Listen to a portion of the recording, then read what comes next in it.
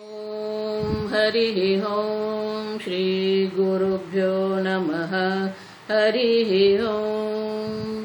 ॐ शन्नो मित्रः शं वरुणः शन्नो भवत्वर्यमा शन्न इन्द्रो बृहस्पतिः शन्नो विष्णुरुक्रमः नमो ब्रह्मणे नमस्ते वायो त्वमेव प्रत्यक्षं ब्रह्मासि त्वमेव प्रत्यक्षं ब्रह्म वदिष्यामि ऋतं वदिष्यामि सत्यं वदिष्यामि तन्मामवतु तद्वक्तारमवतु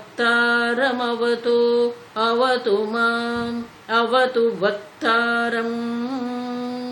ॐ शान्ति शान्ति शान्तिः। ॐ सहनाववतु सहनौ भुनक्तु सह वीर्यं करवावहै तेजस्विनावधीतमस्तु मा विद्विषावहै। ॐ शान्ति शान्ति शान्तिः। सदाशिवसमारम्भां शङ्कराचार्यमध्यमाम् अस्मदाचार्यपर्यन्तां वन्दे गुरुपरम्परां। श्रुतिस्मृतिपुराणानाम् आलयं करुणालयं नमामि भगवत्पादं शङ्करं लोकशङ्करं शङ्करं शङ्कराचार्यं केशवं बादरायणं सूत्रभाष्यकृतौ वन्दे भगवन्तौ पुनः पुनः। ईश्वरो गुरुरात्मेति मूर्तिभेदविभागिने व्योमवद्व्याप्तदेहाय दक्षिणामूर्तये नमः। निधये सर्वविद्यानां विषजे भवरोगिणां गुरवे सर्वलोकानां दक्षिणामूर्तये नमः। ॐ नमः प्रणवार्थाय शुद्धज्ञानैकमूर्तये निर्मलाय प्रशान्ताय दक्षिणामूर्तये नमः।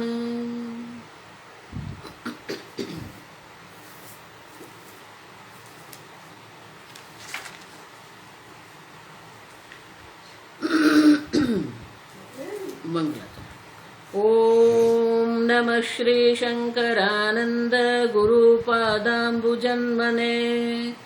ॐ नमः श्री शंकरानंद गुरुपादाम्बुजन्मने। सविलासमहामोहग्राहग्रासैककर्मणे सविलासमहामोहग्राहग्रासैककर्मणे।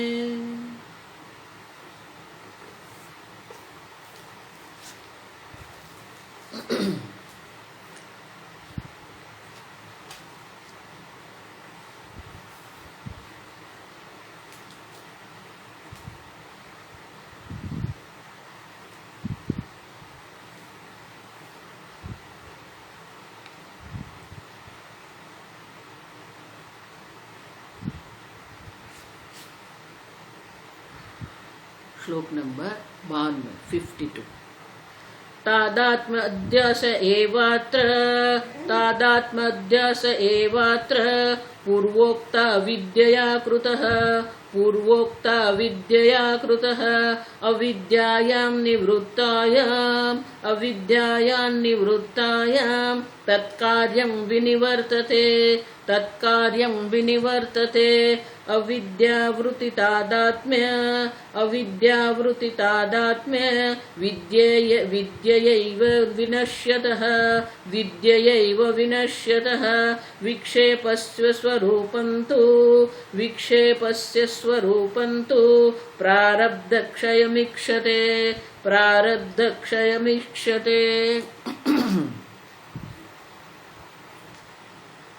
विद्यान मुनि अति सूक्ष्म विश्लेषण के द्वारा हमें दर्शाते हैं। एकत्वं प्रतिपदिरे एकत्वं प्रतिपेदिरे स्व जो संपूर्ण जगत का अधिष्ठान कूटस्थ चैतन्य है, तो वहां स्व का प्रयोग संभव है। यह के लिए भी स्व का है, तू के लिए भी हम स्व कहते हैं। तो हम स्वयं विक्षस्व, मैं के लिए भी हम स्वयं का प्रयोग कर सकते हैं। अहम स्वयं न शक्नोमि। अब देखो, लेकिन जो अहम शब्द जो है उनका प्रयोग हम और जगह पर नहीं कर सकते, और इसीलिए स्व और अहम में जो भेद है, अज्ञान के कारण, अविद्या के कारण लोग ये भेद नहीं देख सकते हैं, और इसीलिए कहते हैं कि ये भेद जो है, भेद न दिखना ही मोहमापन्ना। अब देखो, लोग मोह में पड़े हुए हैं। ये देह आदि जो है, जो जड़ है, चेतन है, जड़ है, अचेतन है, विकारी है, उसी में हम अहम करके बैठे हैं। अब देखो, और इसलिए कहते हैं कि तादात्म्य अध्यासः, देहादि में हम तादात्म्य माने अहम बुद्धि करके बैठे हैं। तादात्म्य माने कि हम देह में अहम बुद्धि करके बैठे हैं, प्राण में अहम बुद्धि करके बैठे हैं, इंद्रिय, मन, बुद्धि, अहंकार, कर्म फल सब जगह पर हमने ये अहम बुद्धि करके रखी है। पूर्वोक्त अविद्या कृतः, लेकिन ये देहादि में तादात्म्यपन क्यों हुआ है? अविद्या कृतः पूर्वोक्त। आगे हम देख के गए कि जो अविद्या है, अविद्या के कारण ही हम ये तादात्म्य अध्यास करके बैठे हैं, अविक्षेप अध्यास करके बैठे हैं। और जब तक अविद्या रहेगी तब तक विक्षेप अध्यास की निवृत्ति संभव नहीं है। और इसलिए कहते हैं अविद्यायाम निवृत्तायाम, जब अविद्या की निवृत्ति होती है तब ये तादात्म्य की भी निवृत्ति होती है।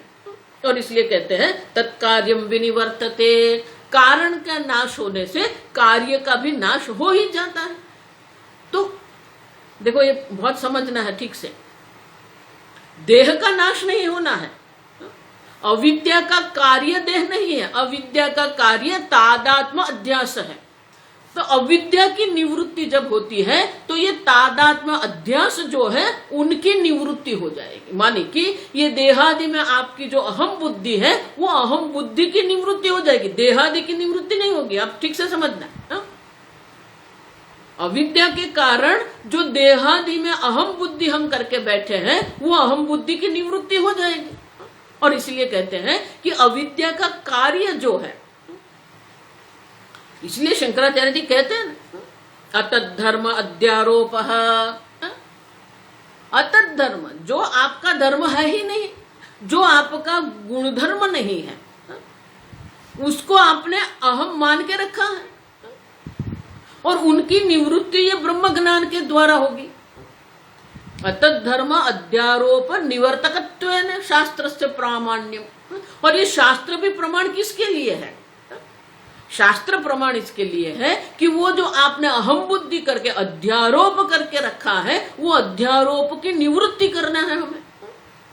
इसीलिए आगे हमने देखा अध्यारोप अपवादाभ्याम निष्प्रपंचम प्रपच्यते। जो जो अध्यारोप करके हमने रखा है सब अध्यारोप का अपवाद करना है, निवृत्ति हमें करनी है, देहादि की निवृत्ति नहीं करनी है। देखो, इसलिए मैं बार बार कहती हूं, आप जहां हो वहां रहकर भी आप ब्रह्म ज्ञान प्राप्त कर सकते हो, लेकिन शास्त्र प्रमाण की प्रवृत्ति आवश्यक है। जब तक ये शास्त्र प्रमाण की प्रवृत्ति नहीं होती है तब तक ये अविद्या की निवृत्ति नहीं होती है, और अविद्या की अगर निवृत्ति नहीं होगी तो ये तादात्म्य अध्यास जो है उनकी भी निवृत्ति नहीं होगी। और इसीलिए कहते हैं कि विद्या मानी अविद्या के द्वारा ही अविद्या की निवृत्ति होती है। देखो, भगवान भी वही कहते हैं गीता में, अज्ञानेन आवृतम ज्ञानम तेन मुह्यन्ति जन्तव। अज्ञान के कारण हम मोहित होके बैठे हैं, और अज्ञान की निवृत्ति कैसे करेंगे? ज्ञानेन तु तद अज्ञानम आत्मनः, आत्मनः अज्ञानम आत्मनः ज्ञानेन। अब देखो, ज्ञाने तद अज्ञानम नाशितम आत्मनः। और एक बार अज्ञान की निवृत्ति हो गई तो अहम बुद्धि की भी, तादात्म्यपन की भी, अहंता ममता की भी निवृत्ति हो ही जाएगी। और इसलिए ज्ञानी के लिए क्या कहते हैं, निर्ममो निरहंकार स शांतिमधिगच्छति। फिर न तो कहीं पर अहम बुद्धि है, न कहीं पर ममता है, और इसलिए उनके मन में शांति की अनुभूति है। जब तक ये अहंता ममता में हम पड़े रहेंगे तो शांति का अनुभव हमें संभव नहीं है। अब देखो, और इसलिए कहते हैं कि कार्यम विनिवर्तते। ये कार्य जो है, देखो ये एक कार्य नहीं है। जिस प्रकार से रज्जु में, रस्सी में हम सर्प देखते हैं, या शुक्ति का छीप में जब हम रजत देखते हैं, ऐसा सीधा साधा यहां नहीं है। अनेक प्रकार के अध्यारोप है, और अध्यारोप के ऊपर भी अध्यारोप है। अब देखो, इसीलिए तो पंचकोश विवेक हमने देखा। पंचकोश माने क्या है? पंचकोश माने कि ये सर्वसामान्य 5 भ्रांति है, अहम बुद्धि है। आप देखो, स्वामी जी इसलिए उसको मिस्टेक कहते हैं। भ्रांति माने डेल्यूजन नहीं, भ्रांति माने मिस्टेक। जहां अहम नहीं है, हमने वहां अहम करने की भूल करके रखी है। तो पंचकोश माने कि 5 स्थान पर हमने अहम बुद्धि करके रखी है। अन्नमय कोश है, ये देह को अहम मान लिया। अन्योंतरात्मा प्राणमय, प्राण को आत्मा मान के रख दिया है। अन्योंतरात्मा मनोमय, मन को भी अहम करके रखा है। अन्योंतरात्मा विज्ञानमय, बुद्धि में भी हमने अहम बुद्धि करके रखी है। अन्योंतरात्मा आनंदमय है, ये अज्ञान में भी हम बुद्धि करके मैं अज्ञानी हूं। अब देखो, और इसीलिए ये पंचकोश माने कि 5 स्तर पर हमने ये भ्रांति करके रखी है, वो भ्रांति की निवृत्ति है ये। और इसलिए कहते हैं कि देहादि पंचकोश की निवृत्ति नहीं करनी, स्थूल देह सूक्ष्म देह की निवृत्ति नहीं करनी है। उनमें जो अहम बुद्धि हमने करके रखी है, मम बुद्धि हमने करके रखी है, वो अहंता ममता की ये निवृत्ति करना है। और इसीलिए आगे के श्लोक में कहते हैं अविद्या आवृत्ति तादात्म्य। आगे हमने कहा मूल अविद्या 2 प्रकार से, आवरण रूप और विक्षेप रूप। और इसलिए कहते हैं जो आवरण रूप है, अविद्या आवृत्ति तादात्म्य, अविद्या के 2 रूप है। एक आवृत्ति करना है, अब देखो अज्ञाने न आवृतम ज्ञान, ये आवरण शक्ति है। तादात्म्य अध्यास, ये विक्षेप शक्ति है। तो ये 2 है ना, अविद्या आवृत्ति तादात्म्य विद्या एव विनश्यतः, द्विवचन है। अविद्या आवरण तादात्म्य रामः रामौ, अब देखो वनम वने वनानि, द्विवचन है। और द्विवचन इसलिए विनश्यतः, कैसे? विद्या एव, विद्या से ही ये दोनों की निवृत्ति करना है। आवरण की भी निवृत्ति हो जाएगी, और आवरण के कारण जो अहंता ममता करके बैठे हैं, तादात्म्य करके हम बैठे हैं, वो तादात्म्य अध्यास की भी निवृत्ति हो जाएगी। लेकिन विक्षेपस्य स्वरूपम तु प्रारब्ध क्षयमीक्षते। तो अविद्या निवृत्ति हो जाती है। अविद्या की निवृत्ति होने के कारण ये आवरण जो है और ये जो तादात्म्यपन है, उनकी निवृत्ति हो जाएगी। अब देखो, तो जो तादात्म्यपन है, तादात्म्यपन के कारण ही वो जीव चैतन्य बन गया। संपूर्ण जगत में कूटस्थ चैतन्य है, संपूर्ण जगत का जो अधिष्ठान चैतन्य है वो कूटस्थ चैतन्य है। और यहाँ जो अहम बुद्धि करके हम बैठे हैं, जिसके कारण जो चैतन्य है वो जीव बन गया। तो ये जो जीव है, अविद्या के कारण जो आवरण और जो जीवपना है, मानी तादात्म्य करके अहम बुद्धि करके हम जो बैठे हैं, उनकी तो निवृत्ति हो जाएगी। अब देखो, लेकिन जो विक्षेप है, विक्षेपस्य स्वरूपम तु प्रारब्ध क्षयमीक्षते, जो विक्षेप है, जो विक्षेप है उनकी निवृत्ति कैसे होगी? तो बोलते हैं प्रारब्ध क्षयमीक्षते। इसलिए आगे मैंने कहा ना कि तादात्म्य अध्यास जो है उनकी निवृत्ति हो जाएगी, लेकिन जो देह जो है और देह के स्थूल देह है और स्थूल देह में जो सूक्ष्म शरीर जो है वो दोनों की निवृत्ति नहीं होगी। अध्यास की निवृत्ति हो जाएगी, अहम बुद्धि की निवृत्ति हो जाएगी, अहंता ममता की निवृत्ति हो जाएगी, लेकिन स्थूल शरीर सूक्ष्म शरीर रहेंगे, उनकी निवृत्ति नहीं होगी। तो उनकी जो विक्षेप जो है उनकी निवृत्ति कब होगी? और इसीलिए कहते हैं प्रारब्धम ईक्षते। प्रारब्ध रहेगा क्योंकि प्रारब्ध कर्म से ये स्थूल शरीर की उत्पत्ति हुई है, प्रारब्ध कर्म से सूक्ष्म शरीर की उत्पत्ति हुई है। और इसीलिए जब तक प्रारब्ध क्षय नहीं होगा, प्रारब्ध क्षय ईक्षते माने कि प्रारब्ध क्षय की अपेक्षा है। जब तक प्रारब्ध कर्म है तब तक ये स्थूल शरीर सूक्ष्म शरीर रहेंगे। अब समझो।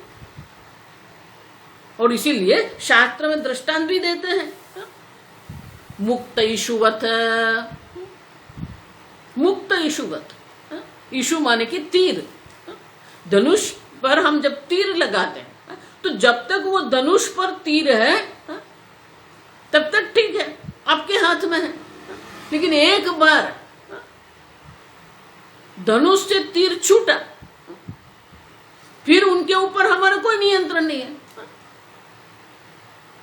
तो उसी प्रकार से प्रारब्ध कर्म, देखो प्रारब्ध शब्द वही कहता है।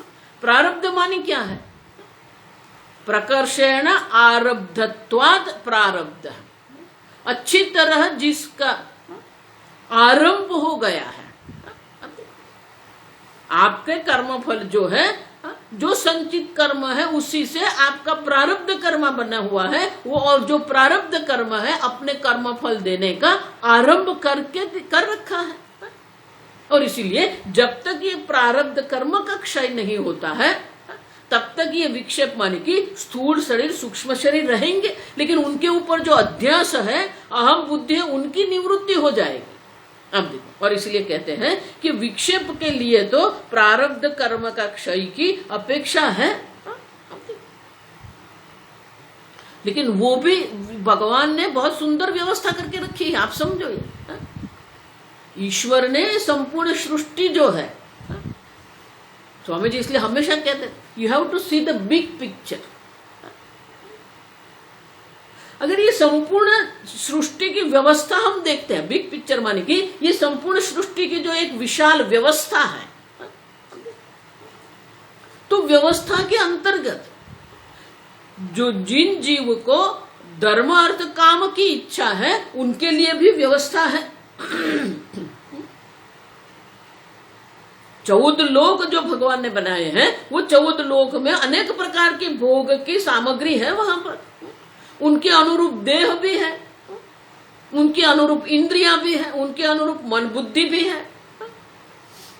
लेकिन जिन जीव को मोक्ष की इच्छा है, तो मोक्ष की जिनको इच्छा है तो वो मोक्ष पुरुषार्थ की सिद्धि के लिए भी भगवान ने व्यवस्था करके रखी है। अब समझो, मोक्ष पुरुषार्थ की सिद्धि के लिए भी वही व्यवस्था है कि मनुष्य शरीर आपको दिया है, मोक्ष के लिए दिया है। मनुष्य शरीर का लक्ष्य एक ही है, वो मोक्ष पुरुषार्थ है। लेकिन मोक्ष पुरुषार्थ की सिद्धि नहीं किया तो हमने क्या कर दिया? व्यर्थ है हमारा शरीर। अब देखो, तो वो मोक्ष पुरुषार्थ की सिद्धि के लिए ही ये व्यवस्था है। क्या व्यवस्था है? प्रारब्ध कर्म ईक्षते, प्रारब्ध कर्म क्षय ईक्षते। जिनको ज्ञान हो जाएगा, ज्ञान के बाद भी उनका स्थूल शरीर सूक्ष्म शरीर रहेगा। अगर वो रहेगा तो हमको उपदेश कर सकते हैं वो। अब देखो, इसीलिए शास्त्र में कहा है ज्ञान हो जाने के बाद कोई कर्तव्य कर्म नहीं है, तस्य कार्यम न विद्यते। फिर भी कार्य है, क्यों? गुरु जी ने, ईश्वर ने अनुग्रह करके मुझे ज्ञान दिया है, ये मोक्ष पुरस्कार सिद्धि कर रही है, तो मेरा भी कर्तव्य है कि मैं दूसरे को उपदेश करूं, दूसरे को शास्त्र अध्ययन करवाऊं। अब देखो, दूसरे को भी शास्त्र अध्ययन हम करवाते हैं तो उनको भी ये मोक्ष की सिद्धि हो सकती है। तो ज्ञान के बाद ये जो प्रारब्ध कर्म की जो व्यवस्था है वो किसके लिए है? उपदेश के लिए है। स्वाध्याय प्रवचनाभ्याम न प्रमदितम। अब देखो ये व्यवस्था है तो हमें ये उपदेश करने वाले मिलेंगे। अब समझे? और इसलिए कहते हैं कि ये प्रारब्ध विक्षेप स्वरूप जो है प्रारब्ध कर्म है वो रहेगा, लेकिन विक्षेप अध्यास है उनकी निवृत्ति हो जाएगी। लेकिन स्थूल शरीर सूक्ष्म शरीर रहेगा और प्रारब्ध कर्म से ही जब तक प्रारब्ध कर्म है तब तक ये रहेंगे, और जब प्रारब्ध कर्म की समाप्ति हो जाती है तो ये देहादि की भी निवृत्ति हो जाती है। और इसीलिए ज्ञान के बाद जो शेष प्रारब्ध कर्म है वो जीवन मुक्ति है। हम आगे देख के गए, ज्ञान के बाद जो प्रारब्ध कर्म है वो जीवन मुक्ति है, और प्रारब्ध कर्म की समाप्ति हो जाती है तो प्रारब्ध कर्म की समाप्ति के बाद ये देह भी छूट जाता है और नया देह धारण नहीं करना पड़ता है, जिसे विदेह मुक्ति कहते हैं। माने कि प्रारब्ध शेष प्रारब्ध कर्म जो है वो जीवन मुक्ति है और देह छूट जाता है। भगवान भी कहते हैं पुनर्जन्म न विद्यते, बाद में उनका वापस पुनः जन्म नहीं होगा उनका।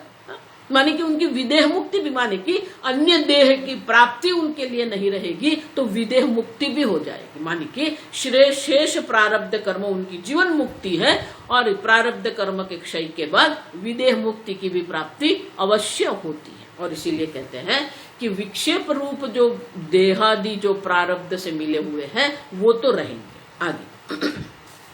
अब जब हम ये प्रारब्ध कर्म कहते हैं ना, तो कई लोग ये स्वीकार नहीं करते, और इसीलिए एक शंका यहाँ उठाई गई है।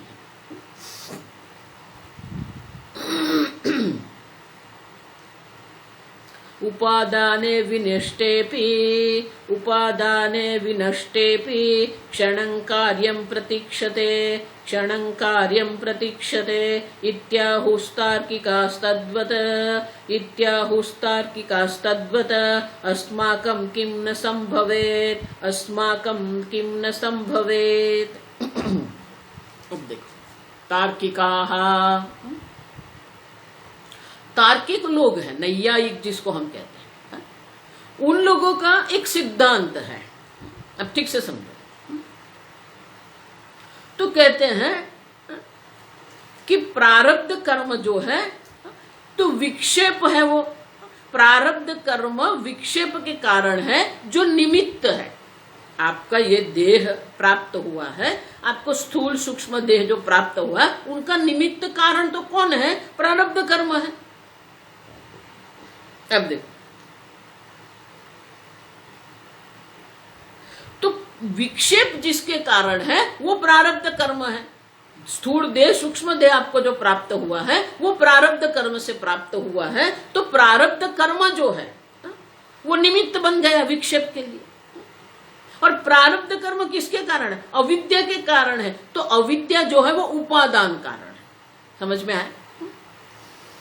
तो विक्षेप का निमित्त कारण प्रारब्ध कर्म है और विक्षेप का उपादान कारण जो है वो अविद्या है, ऐसा मानते हैं। आप समझो ठीक से। तो कहते हैं कि जब अविद्या की निवृत्ति हो जाएगी, तो अविद्या की निवृत्ति हो जाने के बाद भी उपादाने विनष्टेपि, उपादान मानी अविद्या, अविद्या की निवृत्ति हो जाने पर भी क्षणं कार्यं प्रतीक्षते, उपादान की निवृत्ति हो जाने के बाद भी वो कार्य हमें दिखता है, प्रतीक्षते। इत्याहुः तार्किकाः, तो तार्किक लोग ऐसा कहते हैं कि उपादान कारण के नाश हो जाने के बाद भी कार्य हमें दिखता है। देखो ये तार्किक का अपना तर्क है, आप समझो ठीक से। और इसे विद्यारण्य मुनि कहते हैं, तो उसी प्रकार से तद्वत् अस्माकं किम न संभवेत्, तो हमारे लिए भी यही होगा कि कारण अविद्या की निवृत्ति हो गई है, लेकिन जो विक्षेप रूप स्थूल देह जो है प्रारब्ध कर्म से हमें जो स्थूल सूक्ष्म देह प्राप्त हुआ है वो रहेगा। तो क्या ऐसे हम देख सकते हैं अस्माकं किम न संभवे, तो हमारे लिए भी ये संभव है, ऐसा कह सकते हैं हम। तो एक क्षण के लिए क्षणम कार्यम प्रतीक्षते, निमित्त उपादान कारण के नाश के बाद भी एक क्षण के लिए वो कार्य दिखता है, तो क्या हमारे लिए भी वो संभव है क्या? इसलिए आगे के श्लोक में विद्यारण्य स्वयं उनका उत्तर देते हैं। तंतूनां दिन संख्यानां तैस्तादृकं क्षण ईरितः तैस्तादृक् क्षण ईरितः भ्रमस्यासंख्यकल्पस्य योग्यक्षण इहेष्यताम्।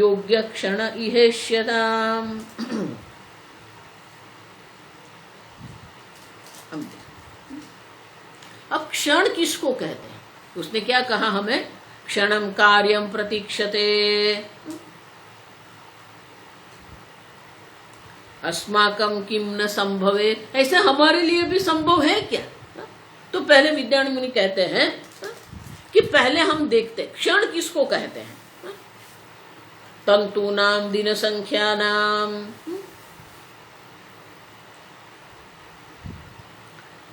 दिन संख्या, दिन संख्या माने कि दिन की गिनती, दिन की हम गिनती करते हैं। तो दिन की गिनती जिस प्रकार से हम करते हैं उसी प्रकार से तंतूनाम, अब देखो तैहि दिन संख्यानां तंतूनां त्रादृक्षणः ईरितः।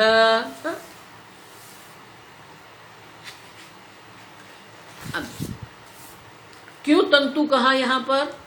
क्योंकि वस्त्र जो है, वस्त्र बनाने के लिए क्या करना पड़ेगा? एक एक तंतु लगाना पड़ेगा। एक एक तंतु लगा के हम वस्त्र बनाते हैं। तो एक एक तंतु लगा के जब हम वस्त्र बनाते हैं तो उसी प्रकार से जब वस्त्र का ये तंतु का नाश हो जाएगा, क्यों क्या क्या कहते हैं हम? कारण नाशे कार्य नाश, कारण का नाश हो जाएगा, कार्य का भी नाश हो जाएगा। लेकिन वो क्या कहते हैं? क्षणम प्रतीक्षते, कार्य का नाश एक क्षण के लिए रुक जाता है। अब देखो, तो विद्यारण्य मुनि कहते हैं ये आप जो कह रहे हैं, देखो उनकी भाषा में ही हमें उनको उत्तर देना है, हमारी भाषा की आवश्यकता नहीं। मैं इसलिए हमेशा कहती हूँ, अगर किसी के साथ भी आप तर्क करते हो और अगर सामने वाला आपसे तर्क करता है तो आपके तर्क की देने की कोई आवश्यकता नहीं, उनका जो तर्क है उसी तर्क को हम आगे चलाते हैं। तो उसी तर्क कैसे कहते हैं? तंतूनां ब्रह्मस्य असंख्य कल्पस्य योग्य क्षण इहेष्यताम्। अब लेकिन हमारे यहाँ जो ब्रह्म जिसको कहते हैं, विक्षेप जिसको हम कहते हैं, तो तंतु के नाश से एक क्षण के लिए ये पट रहेगा, वस्त्र रहेगा, ऐसा वो मानते हैं। लेकिन बात ये है कि वो जो गिनती आप करते हैं, लेकिन हाँ गिनती करने, हम तंतु की गिनती करते हैं, एक एक तंतु करके हमने पट बनाया है। लेकिन यहां तो क्या है? असंख्य ब्रह्मस्य असंख्य कल्पस्य, कल्प माने क्या है? ब्रह्मा जी का एक दिन जिसको हम कल्प कहते हैं। और वो कैसा है? असंख्य कल्पस्य। हमारी जो भ्रांति है वो आजकल की तो है नहीं, अब अनादिकाल से है, असंख्य है। ब्रह्मस्य असंख्य कल्पस्य,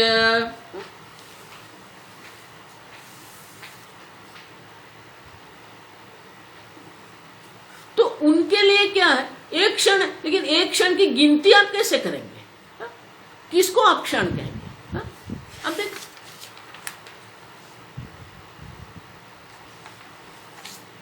एक एक तंतु लगाना, उसको एक क्षण कहेंगे आप? हमारी जो संख्या की गिनती हम कर रहे हैं, देखो इसलिए मैं कहती हूं, हम जो काल की गिनती करते हैं ना, वो हमारी काल की गिनती जो है, वो काल की गिनती असंख्य है। अब उसी में आप कह रहे हैं एक क्षण के लिए, तो उसमें क्षण किसको कहेंगे आप? आपकी जो क्षण है, वो क्षण की गिनती आप कैसे करोगे? ब्रह्मा जी की दृष्टि से अगर हम क्षण की गिनती करें, और हमारे मनुष्य के दिन जो है, दिन संख्या ना, तो हमारा एक दिन कहेंगे, लेकिन ब्रह्मा जी का एक दिन गिनती करेंगे तो क्या होगा? समझ में आता? तो मनुष्य का एक दिन, ब्रह्मा जी का एक दिन। अब समझ? तो काल की जो हम गिनती करते हैं, वो काल की गिनती जो है, वो सापेक्षिक है। यहाँ विद्यारण्य मुनि क्या कहते हैं कि ये सापेक्ष है। भगवान ने 8वें अध्याय में ये ब्रह्मा जी का दिन कैसा है, एक दिन कितना होता है, वो गिनती करके बताया है। सहस्र युग पर्यंतम अहह ब्रह्मणः विदुः।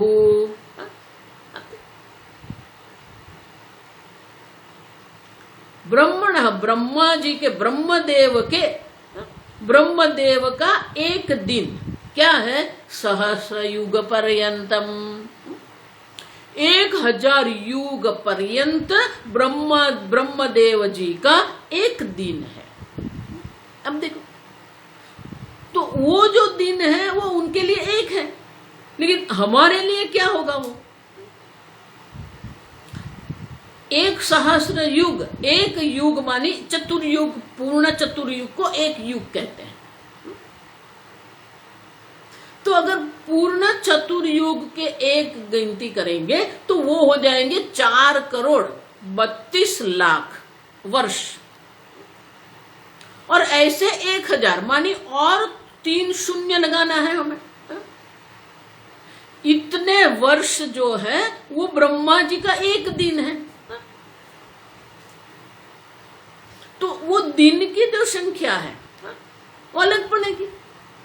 तो अगर हमारे दिन की संख्या और ब्रह्मा जी के दिन की जो संख्या जो है वो अलग है, और इस प्रकार से हम कहते हैं कि हमारे 100 वर्ष का आयुष्य होता है, और अगर ब्रह्मा जी का 100 वर्ष का आयुष्य हम गिनती करेंगे, किसको कहेंगे आप एक क्षण? अब समझते हो? ये आवश्यक नहीं है, ये जो गिनती कर रहे हैं वो आवश्यक हमारे लिए नहीं है। और इसलिए कहते हैं कि अविद्या के नाश के बाद भी प्रारब्ध कर्मत्त समाप्ति पर्यंत ये सब रहता है, लेकिन उसमें काल की गिनती जो हम कर रहे हैं वो क्षण नहीं है। अब समझो,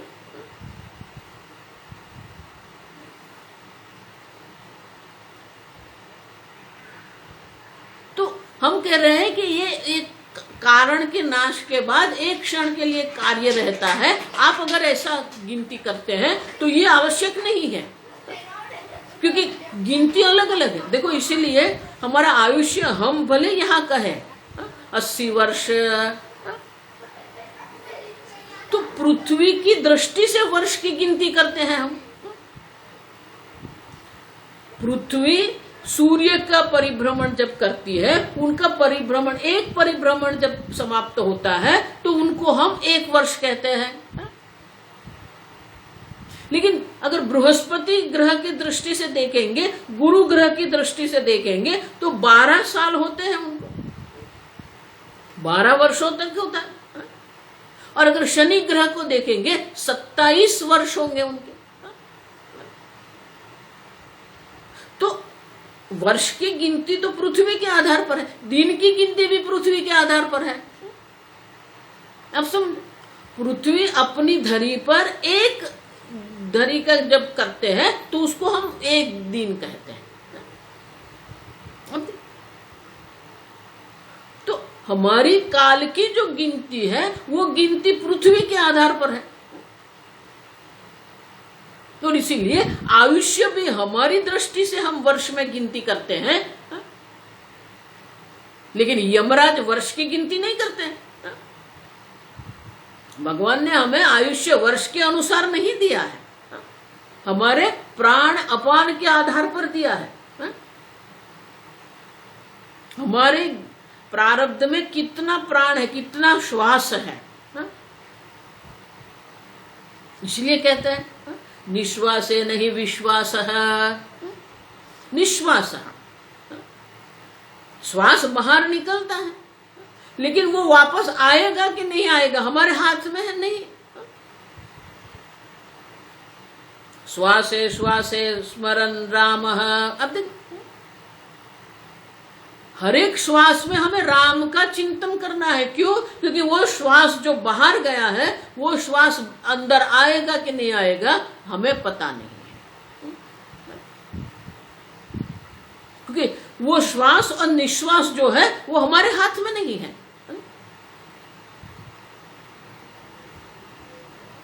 अब समझो, और इसीलिए जो गिनती हम आयुष्य की जो गिनती करते हैं वो आयुष्य की गिनती भी दिन के आधार पर नहीं करते हम,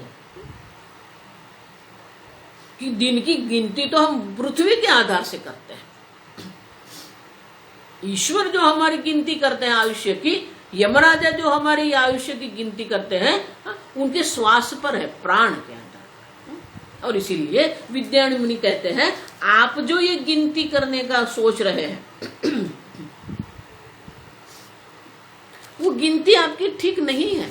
और इसीलिए कहते हैं तंतु नाम दीन संख्या नाम तैहि तादृक, उसी प्रकार तंतु की आप गिनती करेंगे, एक एक तंतु से आपका पट बनता है।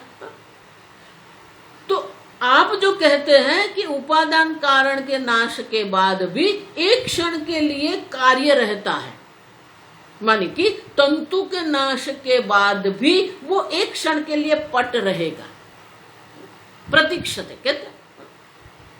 लेकिन वो तो कैसा है? तादृक, तादृक माने दिन संख्या की गिनती के बराबर है। क्यों? ब्रह्मस्य असंख्य कल्पस्य योग्य क्षण इह इष्यताम। तो ये गिनती आप कैसे करेंगे? असंख्य है वो तो, समझ में आता है। और इसलिए कहते हैं कि आप ये गिनती की बात एक क्षण के लिए कार्य रहता है, उसी प्रकार से ये प्रारब्ध कर्म तक ये नहीं है, ये दृष्टांत नहीं है हमारा। अब समझ, कारण के नाश के बाद भी वो कार्य रहेगा, इस प्रकार की गिनती हम नहीं करते हैं। और इसलिए आगे विद्यारण्य मुनि कहते हैं स्वयं, आगे देखो, विनाक्षोदक्षमं मानं विनाक्षोदक्षमं मानं तैर्वृथा परिकल्प्यते तैर्वृथा परिकल्प्यते श्रुतियुक्त्यनुभूतिभ्यः वदतां किं न दुःशकं वदतां किं न दुःशकम्।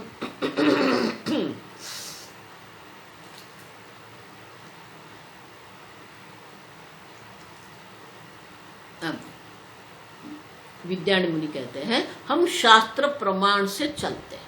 अब समझना ठीक से, मानव माने प्रमाण, तो शास्त्र प्रमाण हमारे लिए है। तो प्रमाण हमारा क्या कहता है? हमें तार्किक लोग जो है वो तर्क से चलते हैं, लेकिन विद्यारण्य मुनि कहते हैं क्षोदक्षमं मानं तैहि वृथा परिकल्प्यते। ये प्रमाण से आप चलेंगे तो प्रमाण से ये सहन नहीं हो सकता है, माने कि हम स्वीकार नहीं कर सकते हैं। आपकी बात भले तर्क दिखती हो, लेकिन तार्क देखो, इसलिए मैं आगे भी कह के गई हूं आपको। देखो बहुत ये समझ के आप चलो, कोई कहता है इसलिए मान लिया ऐसा मत करो। तर्क भी आवश्यक है, प्रमाण भी आवश्यक है। मात्र तर्क से कुछ सिद्ध नहीं होगा, और किसी ने बोल दिया इसलिए भी सिद्ध नहीं होता है। अब समझो, बहुत सारी चीज हमारे यहाँ अभी भी चल रही है जिसके पीछे कोई तर्क भी नहीं है, कोई शास्त्र का प्रमाण भी नहीं है। इसलिए मैं कहती हूं, बोलता भी दीवाना और सुनता भी दीवाना। अब समझो, जो भी कुछ आप कह रहे हैं उनके पीछे कोई प्रामाण्य होना चाहिए। और इसलिए विद्यारण्य मुनि कहते हैं कि क्षोधक्षमं मानं विना वृथा परिकल्प्यते। वृथा, व्यर्थ परिकल्पना आप कर रहे हैं। क्यों? क्योंकि प्रमाण तो होना चाहिए ना उनके लिए, और प्रमाण जो है वो प्रमाण कैसा होना चाहिए? क्षोधक्षमं मानं, तर्क युक्त हम भी प्रमाण कहते हैं, हमारे भी तर्क का उपयोग हम भी करते हैं, लेकिन वो तर्क युक्त प्रमाण से हम चलते हैं, हमारी परिकल्पना से हम नहीं चलते हैं। क्यों? श्रुति युक्ति अनुभूतिभ्यः। आगे भी मैं कहते कि अब ये शंकराचार्य के भाष्य की पद्धति है। भाष्य जब कोई लिखता है तो भाष्य की ये पद्धति होती है। उसमें 3 बात होती है। श्रुति मानी वेद प्रमाण में कहीं पर ये कहा गया है कि नहीं। युक्ति, तर्कबद्ध है कि नहीं। अनुभूति मानी हमारे अनुभव के अंतर्गत है कि नहीं। देखो, इसलिए मैं कहती हूं, वेदांत कभी भी आपको आपके अनुभव की बाहर की बात नहीं करता है। अब समझो, ये सब लोग जो बात कर रहे हैं beyond the experience, beyond the mind, ये भूल जाओ। ये सब गलत है। तर्कबद्ध होना चाहिए और हमारे अनुभव के क्षेत्र में। लेकिन वो अनुभूति कैसी है? देखो, अनुभव नहीं कहा, अनुभूति कहा है। अब समझो, आपका अनुभव क्या है? आपके अनुभव को ही आप समझते नहीं हो। अब देखो, मैं 2 अनुभव आपके दर्शाती हूं कि आपको कभी भी आपके अभाव का अनुभव होता है। मैं नहीं हूं, ये आपका अनुभव है, शास्त्र नहीं कहता। आपका अनुभव क्या है? क्या आपको कभी भी आपके अभाव का अनुभव होता है? नहीं होता है। मैं नहीं हूं, आप ऐसा कह सकते हो? नहीं कह सकते हो, क्योंकि आप स्वतः सिद्ध स्वप्रकाश चैतन्य है। अगर आपका अभाव के अनुभव ही संभव नहीं है तो क्या आपकी मृत्यु संभव है? समझ में आता है? संभव ही नहीं है, क्योंकि आपका अभाव का अनुभव ही नहीं है, तो मृत्यु कहां से होगी आपकी? लेकिन मृत्यु का भय है। अब देखो, तो आपका भय तर्कबद्ध नहीं है, अतार्किक है। ये तो महाराज श्री हमेशा कहते हैं, कभी भी किसी को अपने मृत्यु का अनुभव हो सकता है। मैं मर गया बोलते हैं हम लोग, लेकिन तर्क से तो देखो। इसलिए कहते हैं तर्कबद्ध होना चाहिए कि आपके अभाव का अनुभव होगा, आपकी मृत्यु का अनुभव आपको होगा? नहीं हो सकता। फिर भी मृत्यु से हमें भय है। क्यों? तादात्म्य अध्यासः, देहादि में हम बुद्धि करके बैठ गए हैं, और देहादि का जो गुण धर्म है, जन्म मृत्यु है, उसी को अपना मान के रख दिया है और भयभीत हो रहे हैं हम लोग। तो ये आपके अनुभव के विरुद्ध है। समझ रहे हो? अब देखो, ये एक अनुभव। एक दूसरा देखो, आप कभी भी कोई भी व्यक्ति क्या ऐसा कह सकता है, मुझे निद्रा पसंद नहीं है? कहेगा क्या? और निद्रा का अनुभव क्या है आपका? सुखेन मया निद्रा अनुभूयते। क्या निद्रा में कोई दुखी होता है, सुखेन मया निद्रा अनुभूयते, स्वप्न में दुखी होगा।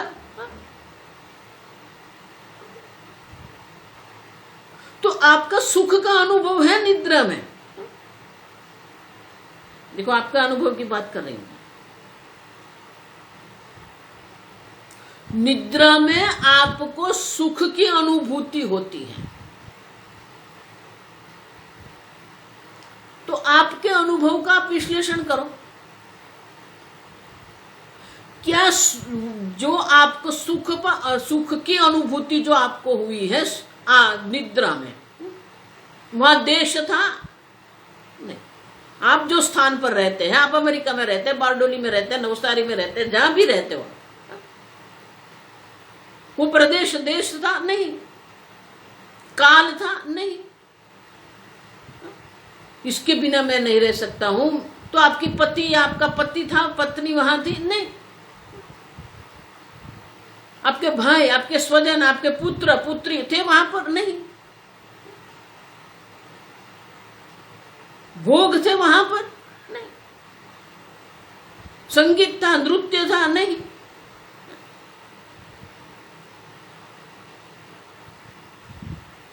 इनका अर्थ ये हो गया कि ये सब के बिना भी आप सुखी हो सकते हैं।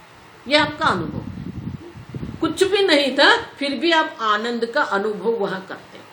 तो इसका अर्थ ये हो गया कि ये सब के बिना भी आप आनंद की अनुभूति कर सकते हैं। फिर भी जागने के बाद हम क्या करते हैं? फिर वहां ही आसक्त हो जाते हैं। आप समझो, वहां ये आपका देह नहीं था, मन भी नहीं थे, मन भी नहीं था, बुद्धि भी नहीं थी, कुछ भी नहीं था। डॉक्टर था, वकील था, कुछ भी नहीं था। आप थे, डॉक्टर भी नहीं था, वकील भी नहीं था, माता भी नहीं, पिता भी नहीं, पुत्र भी, कुछ भी नहीं था, लेकिन आप थे और आनंद था। अब वेदांत आपके अनुभव का विश्लेषण करके आपको दर्शाते हैं आपकी मृत्यु संभव नहीं है, आपका दुख होना भी संभव नहीं है। इसलिए भगवान कहते हैं अशोच्यानन्व शोचस्तु। अविचार के कारण ही ये दुख है, भय है। आप समझो, इसीलिए विवेक विचार की आवश्यकता है। वेदांत विचार माने कि विवेक विचार आप करो। आप समझो, तो वेदांत आपको ऐसा नहीं कहता कि अनुभव से पर जाना है, मन से पर नहीं। You don't need to go beyond the experience. नहीं, ये सब फंसा रहे हैं लोगों को। ऐसा अनुभव कर दिया मैंने, क्या करके? इतने अनुभव हो रहे हैं हमें। हर रोज रात को आपको अनुभव आनंद का हो रहा है। ये सबके बिना भी हम आनंद में थे। आप समझो, और इसीलिए कहते हैं श्रुति, युक्ति और अनुभूति तीनों की आवश्यकता है। श्रुति प्रमाण क्या कहती है, युक्ति आपका तर्क क्या कहता है, और आपकी अनुभूति आपको क्या कहती है। और इसलिए विद्यारण्य कहते हैं श्रुति युक्ति अनुभूतिभ्यः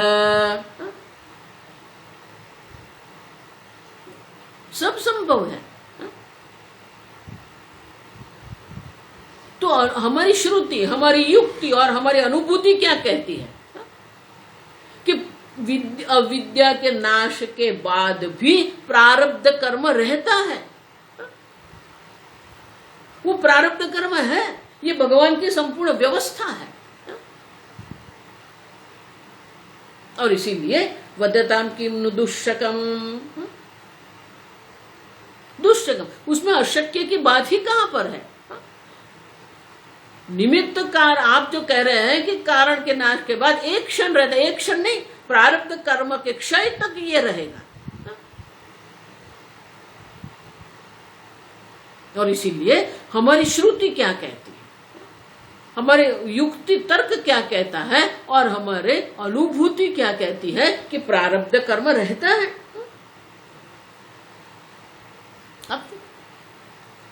और तर्क भी अगर आपको करना है तो वो तर्क ऐसा होना चाहिए कि वो प्रमाण सहन कर सकते हैं। क्षोध क्षमम मानम,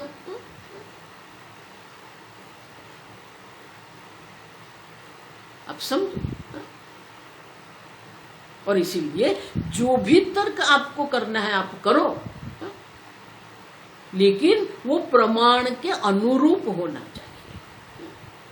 श्रुतिमत तर्कोनुसंधीयता दुस्तर्काम सुविरम। और इसलिए कहते हैं कि आपको जितना तर्क करना है, आपको जो करना है वो करते रहो आप, हमें उनसे कोई संबंध नहीं है। लेकिन जो भी तर्क आप कर रहे हैं वो तर्क भी हमारे प्रमाण के भी अनुरूप होना चाहिए। अब कारण नाश है, कार्य नाश है। तंतु का नाश हो गया तो पट रहेगा ही नहीं। उसी प्रकार से अविद्या की निवृत्ति हो गई है तो प्रारब्ध कर्म जो है वो रहेगा, हम ऐसा कहते हैं। वो जगत की दृष्टि से आप समझो ठीक से ये। और इसीलिए श्रुति और युक्ति और अनुभूति के अनुरूप अगर आप देखते हैं तो कुछ भी अशक्य नहीं है। एक क्षण रहेगा ऐसा नहीं है। और क्षण की गिनती भी आप कैसे करते हैं। और इसीलिए विद्यारण्य मुनि कहते हैं, तो श्रुति में कहां पर कहा है, तस्य तावदेव चिरम यावन्न विमोक्षसे अथ संपत्स्य। छांदोग्य उपनिषद में कहा है तस्य तावदेव चिरम यावत, उनका ये शरीर जो प्रारब्ध से प्राप्त है वो उसी तक रहेगा, यावत उस वक्त रहेगा। कब तक, यावन्न विमोक्ष से, जब तक प्रारब्ध कर्म का अंत नहीं आता है तब तक ये शरीर भी रहेगा। अब समझो।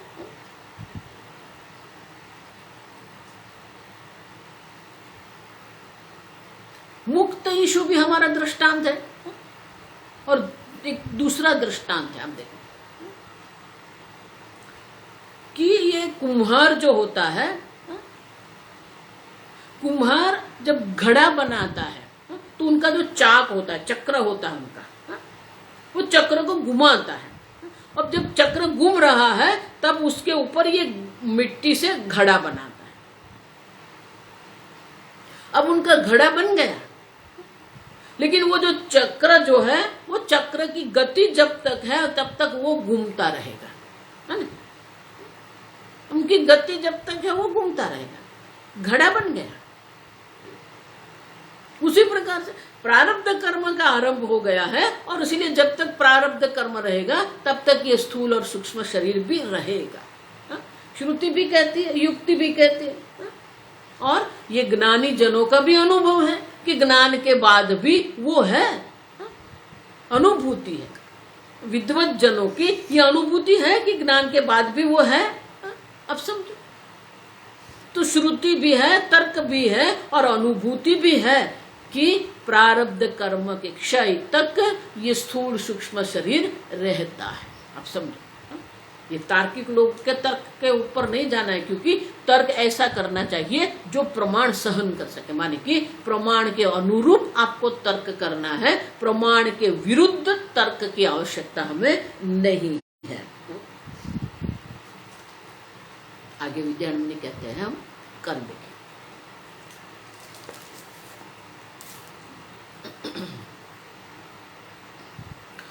ओम स्वस्ति प्रजाभ्यः परिपालयन्ताम् न्यायेन मार्गेण महिं महिषाः गोब्राह्मणेभ्यः शुभमस्तु नित्यं लोकाः समस्ताः सुखिनो भवन्तु काले वर्षतु पर्जन्यः पृथिवी सस्यशालिनी देशोऽयं क्षोभरहितः ब्राह्मणाः सन्तु निर्भयाः ओम सर्वेषां स्वस्तिर्भवतु, सर्वेषां शान्तिर्भवतु, सर्वेषां पूर्णं भवतु, सर्वेषां मङ्गलं भवतु, सर्वे भवन्तु सुखिनः, सर्वे सन्तु निरामयाः, सर्वे भद्राणि पश्यन्तु, मा कश्चित् दुःखभाग् भवेत्। असतो मा सद्गमय, तमसो मा ज्योतिर्गमय,